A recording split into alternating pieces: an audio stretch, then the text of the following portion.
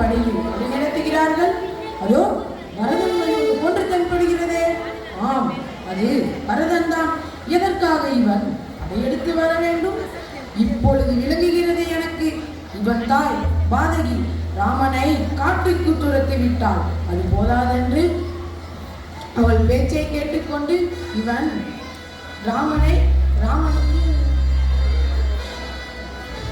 ராமன் மீது படையெடுத்து வருகிறான் என்று நான் நினைக்கின்றேன். அரசே, ஒரு விண்ணப்பம். புண்ணிய கர்மமும் எண்ணி துணி என்பது பழமொழி. இந்த பரதன் மட்டும் கொடிய எண்ணத்துடன் வந்து கொண்டிருப்பான்.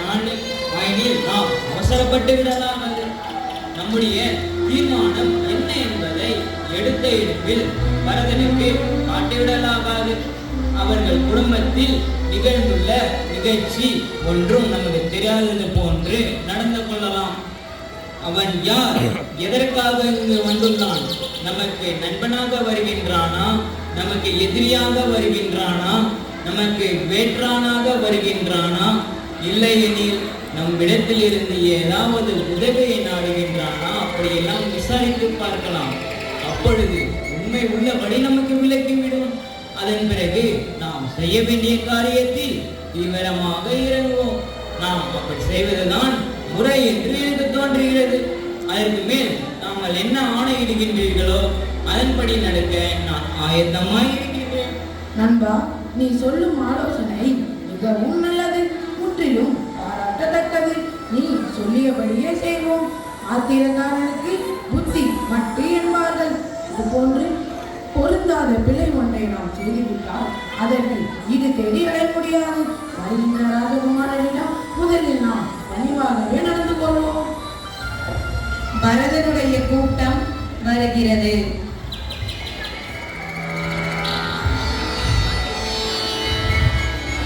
அரசே, உமக்கு வணக்கம். கங்கை கரைகளில் இரு பக்கங்களில் இருக்கும் பிரதேசங்களை ஆண்டு வரும் சிற்றரசன் என்று நான் நினைக்கிறேன்.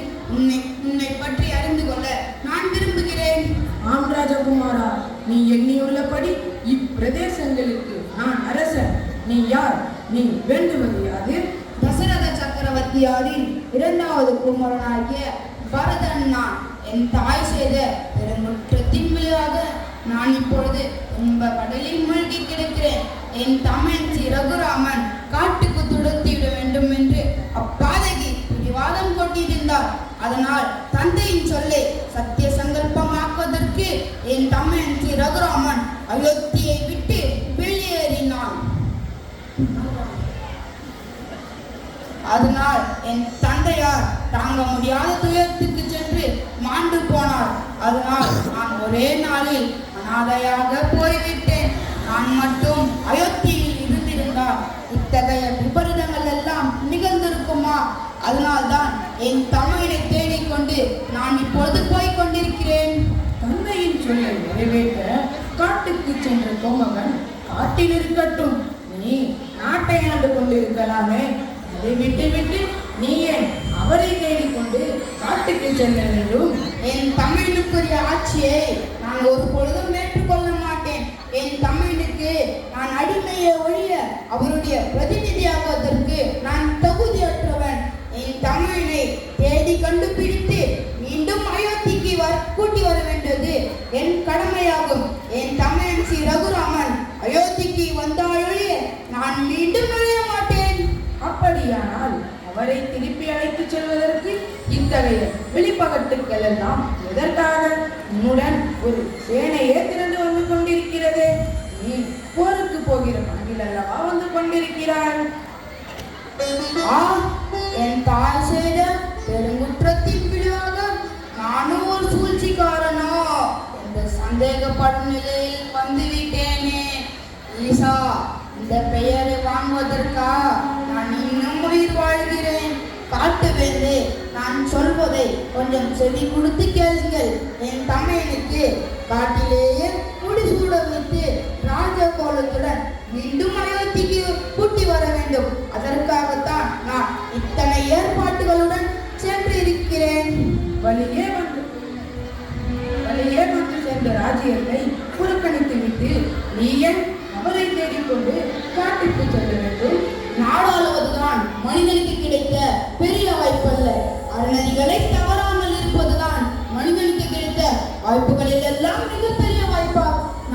என் தமையனுடைய தொண்டன், அவருடைய அடிமை, அவருடைய ஆணையை மேற்பதை தவிர வேறொன்றும் அறியேன். அப்படியானால் நான் உனக்கு செய்ய கிடக்கும் கடமையை எழுதுவதா? என் தமையன் கங்கையை கடந்து ஆரண்யத்தில் தென் திசைக்கு சென்றிருக்கிறான் என்று நான் நினைக்கிறேன். அதை பற்றி உமக்கு ஏதாவது தெரிந்தால் அதை எனக்கு தயவு கூர்ந்து சொல்லிவிடு. அப்படி இல்லையென்றால் என்னையும் என் கூட வந்திருக்கும் கூட்டத்தையும் கங்கையை கடந்து அக்கரையில் விட்டுவிட வேண்டும். இந்த உதவியை நான் உன்னிடமிருந்து எதிர்பார்க்கிறேன். வரதா, நீ ராமனை கேட்ட நம்பியே என்னுடைய மனப்பான்மையை நான் பெரிதும் பாராட்டுகின்றேன். ஆனத மேகக்கிழமைய சக்கரவர்த்தியின் திருக்குமாரன் ஸ்ரீராமனும் லக்ஷ்மணனும் சீதாதேவியும் என்னோடு இங்கு ஓர் இரவை கழித்தனர். அவர்களுக்கு நான் பணிவிடையும் செய்தேன். மாறாத தொண்டனாக மாறிவிட்டேன். அவர்களோடு நட்பும் கொண்டாடினேன். தியாகத்தால் ஸ்ரீராமனுக்கு மிக்கானாக நீ எனக்கு தோன்றுகிறாய். ஸ்ரீராமனை திருவடிகளில் வணங்குகிறேன். தியாகமூர்த்தியாகிய என்னுடைய திருவடிகளையும் நான் வணங்குகிறேன். என் தமையனை விட நட்பு கொண்டவனாகியும் அவருக்கு பணிவிட செய்தவனாகியும் நான் உன்னை பன்முறை வணங்குகிறேன். என்னை விரைவில் அக்கறை சேர்த்துவிடு. என் தமையனை பார்க்காத ஒவ்வொரு நொடியும் ஒவ்வொரு யுகமாக எனக்கு தோன்றுகிறது. வழியில் தேவையில்லாமல் நேரத்தையாக எனக்கு அவகாசம் இல்லை. உன்னை பற்றி நான் முதலில் என்னென்ன சந்தேகங்களோ கொண்டிருந்தேன். அந்த அபராதத்திற்கு என்னை மன்னித்தருளாயாக. உன்னை தான் ஸ்ரீராமருக்கு பின் பிறந்தவன் என்று பாராட்ட வேண்டும். இதோ உன்னையும் உன்னை சார்ந்தவர்களையும் முடுப்பொழுது கங்கையை கடந்து அக்கறை கொண்டு சேர்க்கின்றேன். அரசே, மக்கள் மிக நன்றி.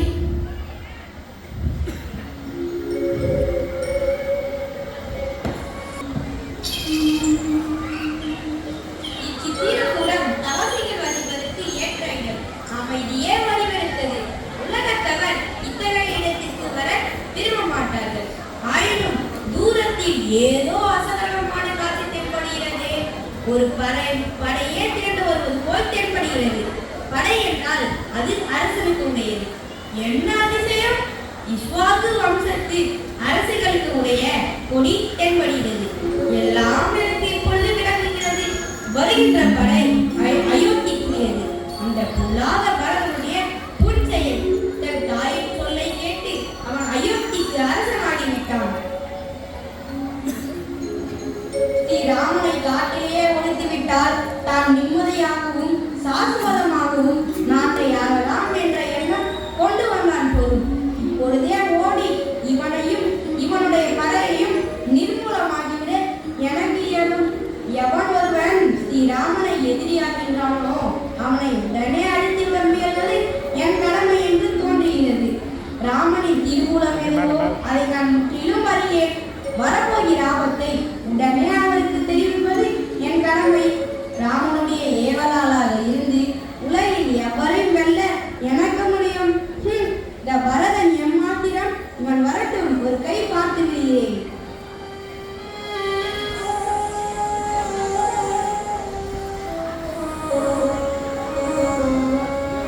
காட்சி 12. ஸ்ரீராமனும் சீதையும் வீற்றிருக்கின்றார்கள். இந்த வனவாசம் உனக்கு உகந்ததாக தென்படுகின்றதா? நாதா, நீ என்னுள் இருக்கவே விரும்புவது போன்று இந்த வனவாசத்தையே நான் விரும்புகின்றேன். உலக விஷயங்களை காதால் கேட்பதற்கும் இங்கு அவகாசமில்லை. பாரமார்த்திக்க பெருவாழ்விலேயே நாம் ஈடுபட்டிருக்கிறோம். மானுடராக பிறந்திருப்பவர்களுக்கு தாவாட்டை நிகரான தனம் இத்தன்னில் இல்லை என்று நான் எண்ணுகின்றேன்.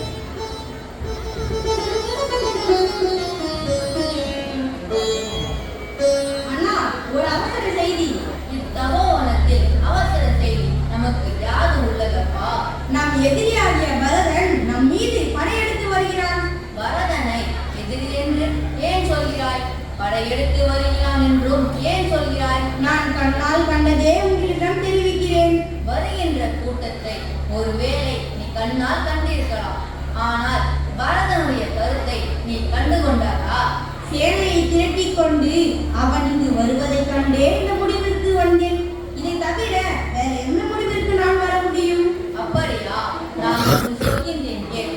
நாடாளும் ஆசை உன்னிடத்தில் இருக்குமாயின் அயோத்தியின் ஆட்சி முறையை உன்னிடத்தில் ஒப்படைக்க சொல்லி பரதனிடம் நான் சொல்கின்றேன்.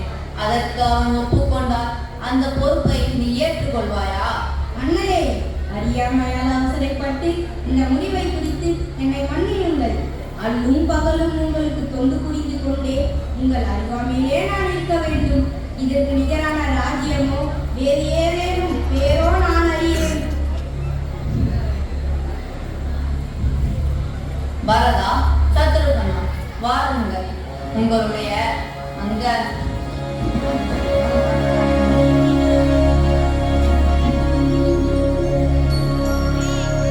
பரதா, சத்ருகனா, வாருங்கள்.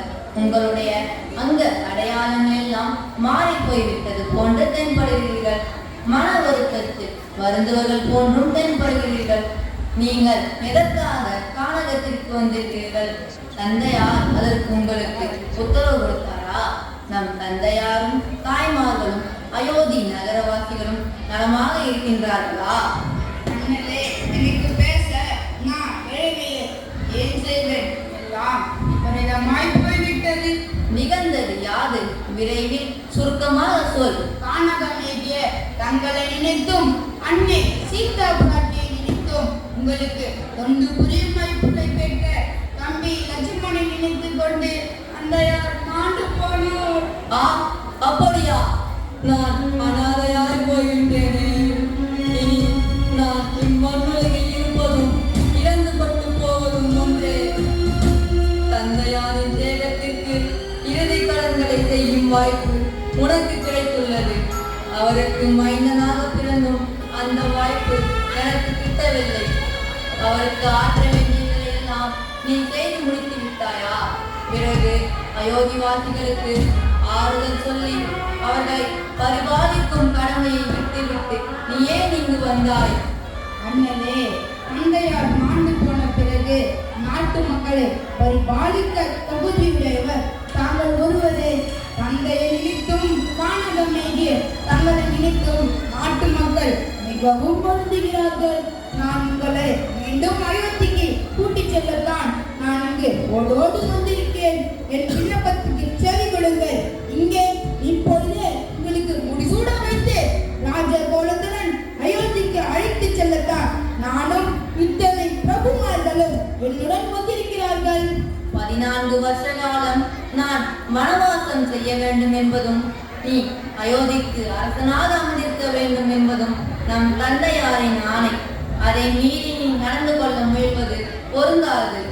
அண்ணலே, என்ன பேசுவது என்று தெரியாது நான் இருக்கிறேன். விண்ணுலகம் ஏகிவிட்ட நம் தந்தை பேதை பெண் ஒருத்தின் பேச்சை கேட்டுக்கொண்டு அவர் விஸ்வாவம்சத்தின் ராஜேந்திரனுடைய அருளவின்றி பிறந்து போய்விட்டார். அவர் உங்களுக்கு தோன்றியபடி தீர்மானம் செய்வது தர்மமாகாது. அப்படி நான் எனக்கு தோன்றியபடி தீர்மானம் செய்வதென்றால் என் தாயை மண்ணுலகில் இருந்து அப்புறப்படுத்தி யமலோகத்துக்கு அனுப்பியிருப்பேன். ஆனால் அதற்கு தர்மம் இடம் கொடுப்பது தாங்களும் அங்கீகரிக்க மாட்டீர்கள் என்று கருதி இருதலை கொள்ளியது போல் நான் இன்னல் படுகிறேன்.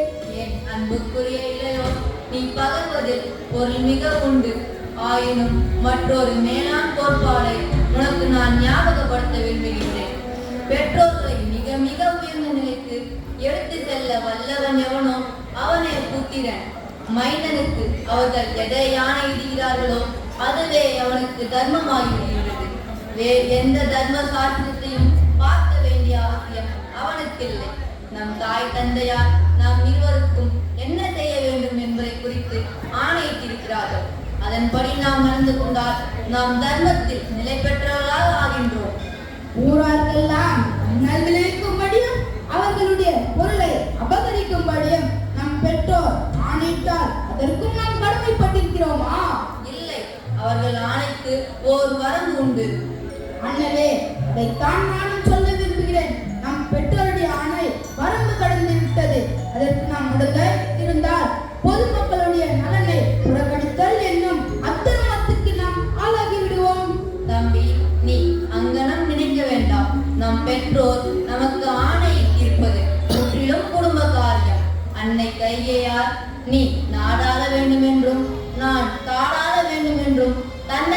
ஞாபகத்தில் கேட்டிருக்கிறார். அது குற்றம் ஒன்றும் இல்லை. இனி நம் தந்தையார் சொன்ன சொல் தவறாதவர் என்று நாம் நிரூபித்து காட்ட வேண்டும். ஆற்றல் படைத்துள்ள நல்லார்க்கு நாடாள்வதும் காடாள்வதும் ஒன்றே. நாட்டை ஆள்வதும் அறச்செயல், காட்டில் தவம் புரிவதும் அறச்செயல். இதற்கிடையில் பெற்றோர்களை மகிழ்வுடன் அவர்களை சத்திய விரதத்தினின்று தவறாதவர்கள் என்று நாம் நிரூபித்து காட்ட வேண்டும். இதை நீ நன்கு ஞாபகத்தில் வைத்துக் கொள்ள வேண்டும். என் கடமையை பற்றி நான் குட்டி தீர்மானம் செய்துவிட்டேன். ஆனால் தந்தையாரின் ஆணையை மீறி நீ நடந்து கொள்ள முயல்கின்றாய். இது உனக்கு பொருந்துமா? அண்ணலே, தங்களின் மேலாண் கருத்து ஒரு விதத்தில் எனக்கு விளங்குகிறது. நான் உங்கள் முன்னிலையில் ஆணையிட்டு சொல்கிறேன். உங்கள் அழுகை இல்லாத இந்த அயோத்திக்குள் நான் இன்று புரிய மாட்டேன் என்று தாயிடம் சபதம் செய்துவிட்டு வெளியே வந்துள்ளேன். அயோத்திக்கு எல்லைப்புறத்தில் இருக்கும் நந்தி கிராமத்தில் நான் உங்களுடைய பிரதிநிதியாக ஆட்சி புரிந்து வருகிறேன். இந்த 14 வருட காலம் நிகழ்வது ஸ்ரீ ராமனுடைய ஆட்சியை பட்டாபிஷேகம் நிகழ்வது தங்களுக்கே ஒழிய வேறு யாருக்கும் அன்று. அண்ணலே, நான் உங்கள் இடத்திலிருந்து உங்களுக்கு பதிலாக ஒரு சின்னத்தை வேண்டுகிறேன். அதை எனக்கு கொடுத்தருள்வீர்களாக. என் உயிருக்கு ஒப்பான இல்லையோ நீ என்னிடத்தில் வேண்டுவது யாது? அண்ணலே, உங்கள் பாதகிகளை இரண்டனையும் எனக்கு கொடுத்தருளுங்கள். அதை நான் சிரமே தாங்கி மீண்டும் அயோத்திக்குள் நுழைவேன். நான் உங்களுடைய திருவடிப்படியாக இருந்து என் கடமை நிறைவேற்றி வருகிறேன். அபிஷேகம் நிகழ்வது உங்களுடைய பாதகிகளுக்கே ஒழிய வேறு யாருக்கும் அன்று. பரதா, அது உன் கொள்கையாயின் அதற்கு நான் தடை செய்கிறேன். தந்தையாரின் வாக்கும் நிறைவேற்றியதாகின்றது, உன்னுடைய விரதமும் நிறைவேற்றியதாகிறது. பொதுமக்களுக்கும் செங்கோல் ஆட்சி என்னும் சீர்மை பெற்றவர்களாகிறார்கள். உன்னுடைய கடமையை நீ முறையாக நிறைவேற்ற வேண்டும் என்று கேட்டுக்கொண்டு உன் விருப்பத்திற்கு நான் இசைகிறேன்.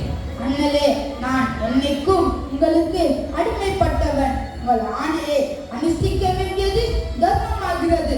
நான் வேளையில் உங்களிடத்தில் ஒரு நிபந்தனை செய்து கொள்ள முயலுகின்றேன். இந்த 14 வருஷ காலத்து மேல் நான் உங்களை ஒரு நாள் கூட பார்க்கவில்லை என்றால் பரதனின் உடல் பாரினுள் இருக்காது. இதற்கு நீங்கள் அனுமதி கொடுத்தே ஆக வேண்டும். தம்பி, என் உயிருக்கு ஒப்பான உன்னை இழந்துவிட்டு நான் மண்ணுலகில் இருக்கலாது. உன்னுடைய நிபந்தனைப்படி குறித்த நாளன்று நான் திரும்பி வந்து சேர்வேன். இனி நான் உன்னிடத்தில் விண்ணப்பம் ஒன்றே செய்கின்றேன். நீ எக்காரணத்தை முன்னிட்டும் உன் தாயை நொந்து கொள்ளுதல் ஆகாது. என் மீது வைத்துள்ள அதே அன்பை உன் தாயாரிடத்திலும் நம் தாய்மார் மூவரிடத்திலும் நீ வைத்திருக்க வேண்டும். இதுவே என் விண்ணப்பம். இத்தகைய பரந்தனாவா ஸ்ரீராமனுக்கே உரியதாகும். துன்பத்துக்கு மேல் துன்பத்தை வழங்கியவரிடத்தும் பக்தியும் கொண்டவனா இருக்கிறது பரம புருஷனாகிய ஸ்ரீராமனுக்கே இயலும். அண்ணலே, உங்கள் ஆணையை சுரமே தாங்கி தோ அயோத்திக்குள் நுழைகிறேன்.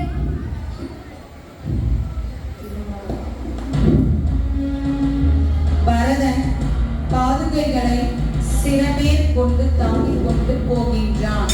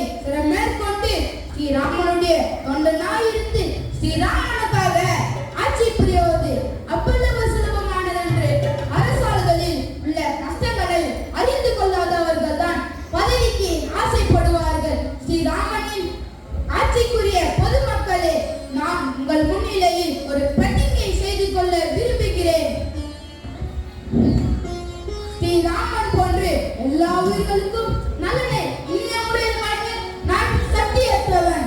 நிறைக்கோள் பண்ணங்களை உள்ளபடி நிறுத்தி கொடுத்து விடுவது போன்று நான் என் பெண்கள் ஆட்சியை தவறாமல் ஆட்சி புரிய நான் முயலுகின்றேன். ஸ்ரீராமனுடைய அருளால் ஸ்ரீராமன் வரும் வரை ஸ்ரீராமனுக்கு உகந்த தொண்டனாய் இருக்க வேண்டும் என்று ஸ்ரீராமனிடத்தில் நான் பிரார்த்திக்கிறேன். அதற்கு அனைவருடைய ஒத்துழைப்பையும் ஆசையும் நான் வேண்டுகிறேன். பரதன் ஸ்ரீராமனை தியானித்து ஸ்தோத்திரம் செய்து பாதுகைகளுக்கு பூஜை தீபார்த்தனை செய்கின்றான்.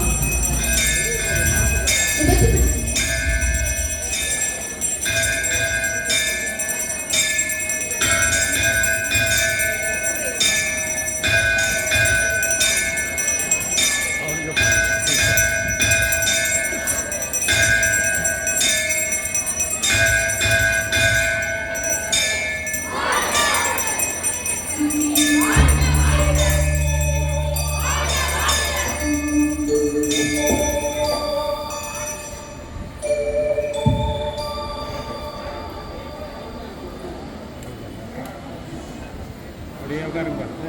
மைக்கில் சொல்லுங்க. மைக்கில் விஜய் விஜய் விஜய் தமிழ் தமிழ்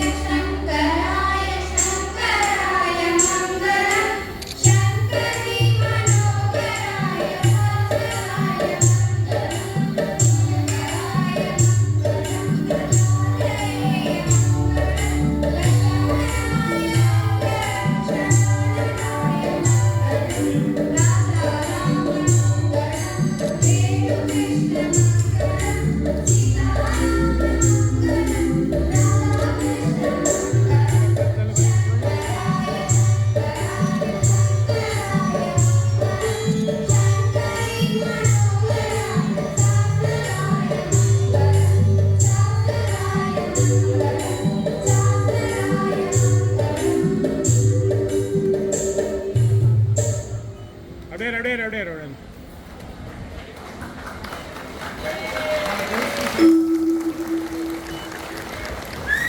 जय श्री गुरु महाराज की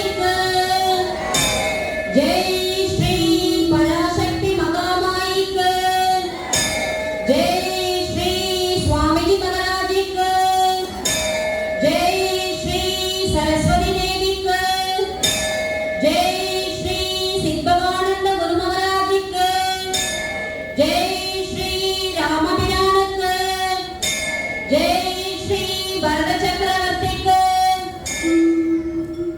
இருங்க தம்பி இப்படி எல்லாரும் ஸ்கூலுக்கு வந்துருங்க, அப்புறமா போகணும்.